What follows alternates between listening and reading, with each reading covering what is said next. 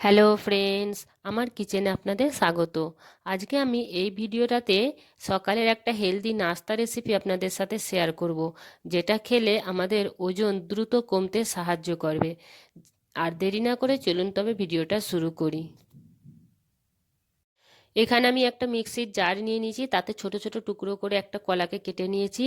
আর 4 থেকে 5টা আমি স্ট্রবেরি ছোট ছোট টুকরো করে নিয়েছি।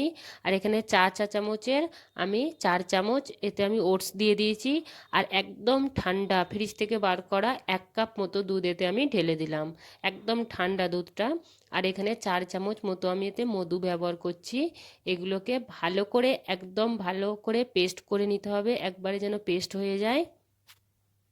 আমি এইগুলোকে ভালোভাবে পেস্ট করে নিয়েছি, একদম মিশে গেছে সব।